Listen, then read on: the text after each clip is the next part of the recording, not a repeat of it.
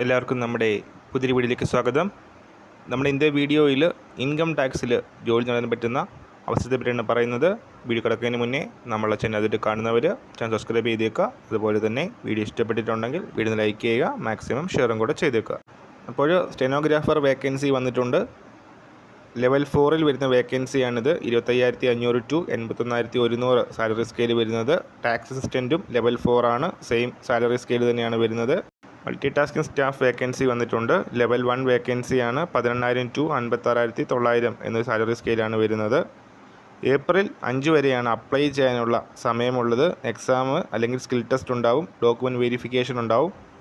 അപ്പോൾ ഇതിൻ്റെ ക്വാളിഫിക്കേഷനായിട്ട് വരുന്നത് സ്റ്റെനോഗ്രാഫറിന് +2 ആണ്. 18 വയസ്സ് മുതൽ 27 വയസ്സ് ഏജ് ലിമിറ്റ് വരുന്നുണ്ട്. ടാക്സ് അസിസ്റ്റൻറ്റും ഡിഗ്രിയാണ് ക്വാളിഫിക്കേഷൻ വരുന്നത്. 18 വയസ്സ് മുതൽ 27 വയസ്സിന് ഏജ് ലിമിറ്റ് വരുന്നത്.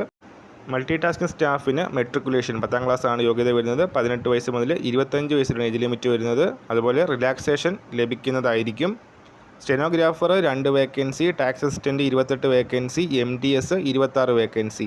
അപ്പോൾ എല്ലാ വേക്കൻസിയും സ്പോർട്സ് കോട്ടയിലാണ് വന്നിരിക്കുന്നത്. നിശ്ചിത യോഗ്യതയുള്ളവർക്ക് സ്പോർട്സിൽ നിശ്ചിത മേഖലയിൽ നേട്ടങ്ങൾ സ്വന്തമാക്കിയവർക്ക് അപ്ലൈ ചെയ്യാം. ഇതിൻ്റെ ഡീറ്റെയിൽസ് നോട്ടിഫിക്കേഷനിൽ കൊടുത്തിട്ടുണ്ട്. www.incometaxhyderabad.gov.in ഇതാണ് വെബ്സൈറ്റ് വരുന്നത്. സോ സ്പോർട്സ് കോട്ടയിലുള്ള ഈ വേക്കൻസിക്ക് ക്വാളിഫിക്കേഷൻ ഉള്ളവർ അപ്ലൈ ചെയ്യുക. അപ്പോൾ ഈ കാര്യം ശരിയാണ് നമ്മൾ ഇന്നത്തെ വീഡിയോ. പുതിയ വീഡിയോയുമായിട്ട് ഉടൻ തന്നെ കാണാം.